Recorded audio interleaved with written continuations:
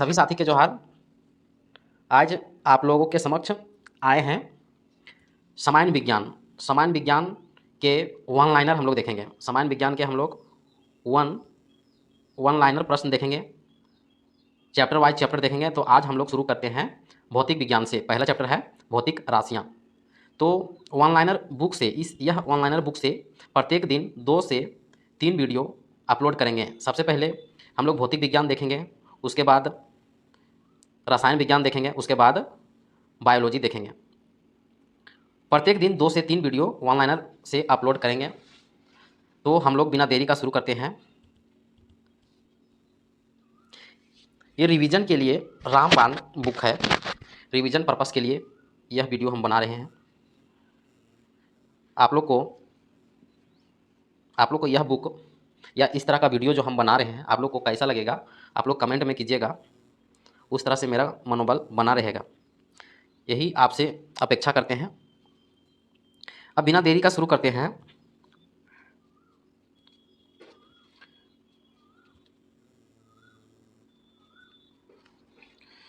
समस्त भौतिक राशियों की माप के लिए जिन मानक मापों की आवश्यकता होती है उन्हें क्या कहते हैं? उस राशि का मात्रक कहते हैं। मापन में कौन सी प्रणालियाँ उपयोग में आती है? तो मापन में जो है वह सीजीएस को हम लोग बोलते हैं। सीजीएस को हम लोग पूरा नाम है सेंटीमीटर ग्राम सेकेंड। सीजीएस पद्धति को हम लोग फ्रेंच पद्धति भी बोलते हैं। उसके बाद दूसरा हम लोग देखेंगे एमकेएस को हम लोग पूरा बोलते हैं मीटर किलोग्राम सेकेंड। इसको हम लोग गणितीय पद्धति भी कहते हैं। इसके बाद है एसआई का, इसको हम लोग बोलते हैं अंतर्राष्ट्रीय पद्धति। एसआई को हम लोग बोलते हैं अंतर्राष्ट्रीय पद्धति। इसके अलावे भी एक ठो है एफपीएस, इसको बोलते हैं फुट पाउंड सेकेंड। इसको ब्रिटिश पद्धति के नाम से भी हम लोग जानते हैं। अब हम लोग आगे देखेंगे सीजीएस का पूरा नाम क्या है? तो सेंटीमीटर ग्राम सेकेंड। एमकेएस का पूरा नाम क्या है? मीटर किलोग्राम सेकेंड प्रणाली। एसआई का पूरा नाम क्या है? अंतर्राष्ट्रीय मात्रक प्रणाली। भौतिक राशि को 2 वर्गों में विभाजित किया गया है। पहला है मूल राशियां और दूसरा है व्युत्पन्न राशियां।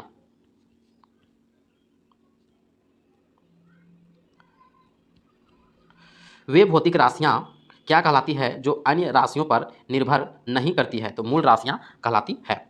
वे भौतिक राशियां जो मूल राशियों के संयोग से परिभाषित होती है उसे व्युत्पन्न राशियां कहते हैं।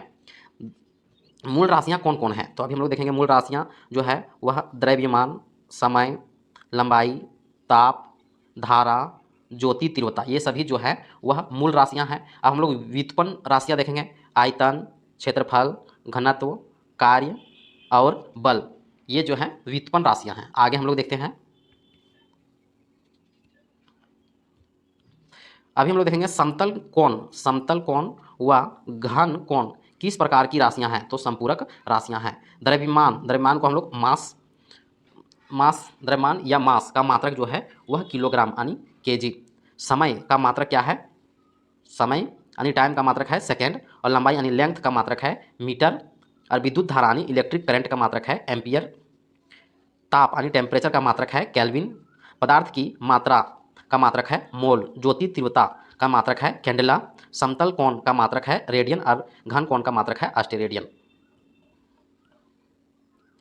अभी हम लोग देखेंगे अदिश राशियां हम लोग देखेंगे कि वे राशियां क्या कहलाती है जिनमें केवल क्या होता है? केवल परिणाम होता है, दिशा नहीं होता है, उन्हें अदिश राशियां कहते हैं। इसी के अपोजिट में है सदिश राशियां। वे राशियां जिसमें परिणाम के साथ जो है दिशा भी होती है उसे सदिश राशियां कहते हैं। अब हम लोग अदिश और सदिश पहचानेंगे। तो अदिश राशि में द्रव्यमान, लंबाई, ताप, समय, कार्य, ऊर्जा, विद्युत आवेश, विद्युत धारा, घनत्व, आवृत्ति, विभव, विशिष्ट ऊष्मा, ये सभी जो हैं वह क्या है? अदिश राशि हैं। अब हम लोग सदिश राशि देखेंगे। सदिश राशि हम लोग देखेंगे जैसे वेग, त्वरण, बल आघूर्ण, संवेग, आवेग, ये सभी जो है वह सदिश राशियां। आगे हम लोग देखते हैं अदिश राशियां। किन राशियों को साधारण नियमों के अनुसार जोड़ा या घटाया जाता है? तो अदिश राशियां को साधारण नियमों के अनुसार जोड़ा या घटाया जाता है।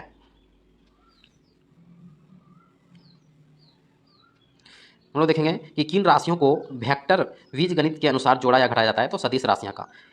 एक अदिश और एक सदिश का गुणन सदैव कौन सी राशि होती है, तो सदिश राशि होती है।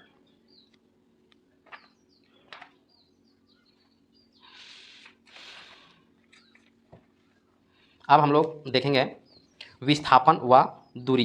विस्थापन व दूरी हम लोग देखेंगे। विस्थापन किसे कहते हैं, ठीक है। किसी विशेष दिशा में वस्तु की स्थिति में परिवर्तन को विस्थापन कहते हैं। विस्थापन जो है वह सदिश राशि है। विस्थापन का परिमाण वस्तु की प्रारंभिक व अंतिम स्थितियों के बीच के न्यूनतम दूरी को विस्थापन का परिमाण कहा जाता है। विस्थापन किसे कहते हैं, किसी वस्तु की प्रारंभिक व अंतिम स्थितियों के बीच के अल्पतम दूरी को विस्थापन कहते हैं। आगे हम लोग देखेंगे विस्थापन का मात्रक। विस्थापन का मात्रक क्या है, तो मीटर है। वस्तु द्वारा प्रारंभिक तथा अंतिम स्थितियों के बीच वास्तव में चलित कुल मार्ग को क्या कहते हैं, तो दूरी कहते हैं। दूरी जो है किस प्रकार की राशि है, तो अदिश राशि है। विस्थापन और दूरी, विस्थापन और दूरी में कौन सा सदैव धनात्मक होता है, तो दूरी धनात्मक होता है। अब हम लोग वेग देखेंगे। वेग यानी वेलोसिटी, त्वरण यानी एक्सेलरेशन। समय के सापेक्ष विस्थापन में परिवर्तन की दर को वेग कहते हैं। वेग जो है वह किस प्रकार की राशि है, तो सदिश राशि है। जब कोई वस्तु समान समयांतराल में असमान विस्थापन तय करती है तब उसके वेग को परिवर्ती वेग कहते हैं। क्या वेग धनात्मक होने के अलावा ऋणात्मक भी हो सकता है, तो हाँ, तो हो सकता है। वस्तु के वेग में होने वाले परिवर्तन की दर को त्वरण कहते हैं। वेग में कौन सी राशि, वेग में कौन सी राशि आवश्यक रूप से उपस्थित रहती है, तो त्वरण। बल द्वारा वस्तु की गति में उत्पन्न त्वरण किस पर निर्भर करता है, केवल इसके द्रव्यमान पर। किस वेग से चलती वस्तु में त्वरण अनुपस्थित रहता है, तो एक समान वेग में। अब हम लोग देखेंगे संवेग यानी मोमेंटम। किसी वस्तु की गति की मात्रा क्या कहलाती है, किसी वस्तु की गति की मात्रा क्या कहलाती है, तो उसका संवेग। किसे मास इन मोशन के तौर पर परिभाषित किया जाता है, संवेग को। गतिमान वस्तु में कौन सी राशि आवश्यक रूप से उपस्थित रहती है, तो संवेग। संवेग को अन्य किस नाम से जाने जाते हैं, अन्य किस नाम से जानते हैं, तो रेखीय संवेग। कौन सी राशि वस्तु के द्रव्यमान तथा उसके वेग के गुणनफल पर निर्भर करती है, तो रेखीय संवेग। रेखीय संवेग किस प्रकार की राशि है, तो सदिश राशि है।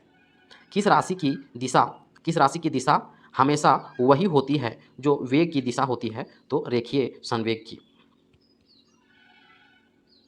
किस नियम के अनुसार यदि किसी वस्तु पर कोई बाह्य बल कार्य नहीं कर रहा है तो टक्कर के पहले कुल संवेग टक्कर के बाद कुल संवेग के बराबर होता है, संवेग संरक्षण के नियम। जब कोई पिंड किसी अक्ष के चारों ओर घूमता है तो उस अक्ष के चारों ओर कणों के रेखीय संवेगों के आघूर्णों के योग को कहते हैं उस पिंड का कोणीय संवेग।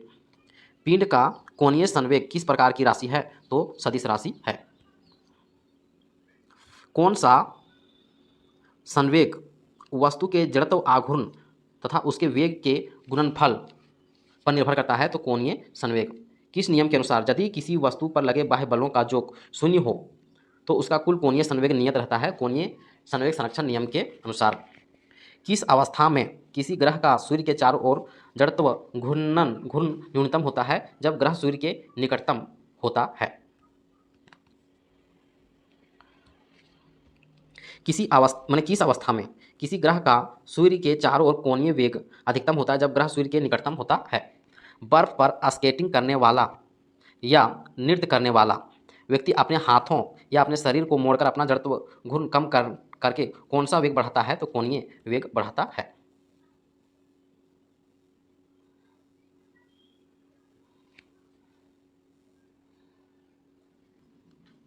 बर्फ पर स्केटिंग करने वाला या नृत्य करने वाला व्यक्ति अपने हाथों या अपने शरीर को फैलाकर अपना जड़त्व घूर्ण बढ़ाकर कौन सा वेग कम कर लेता है, तो कोणीय वेग।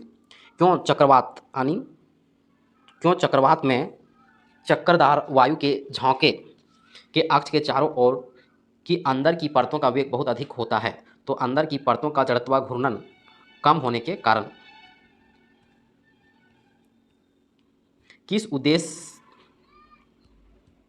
किस उद्देश्य के लिए गोताखोर स्प्रिंग बोर्ड से कूदने पर हवा में कलैया खाता है और अपने शरीर को मोड़ता व सिकोड़ता है?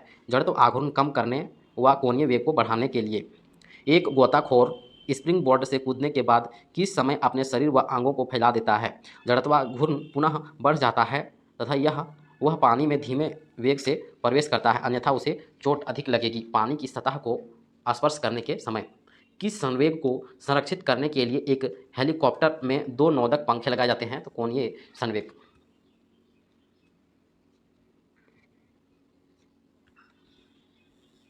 अभी हम लोग देखेंगे आवेग। जब किसी गतिमान वस्तु पर कोई बल लगाया जाता है तो उसके वेग पर क्या प्रभाव पड़ता है? वेग बदल जाता है, या तो कम होता है या ज़्यादा होता है। जब किसी गतिमान वस्तु पर कोई बल लगाया जाता है तो उसके वेग में बदलाव होने पर और किस किस राशि में बदल जाता है? तो वस्तु के संवेग में। जब किसी गतिमान वस्तु पर कोई बल लगाया जाता है तो उसके वेग में होने वाले बदलाव को किस पर निर्भर करता है? तो वस्तु के द्रव्यमान और उस पर लगे बल के समय पर। किसी गतिमान वस्तु पर लगने वाला बल और उस बल के समय के गुणनफल को क्या कहते हैं? तो वह आवेग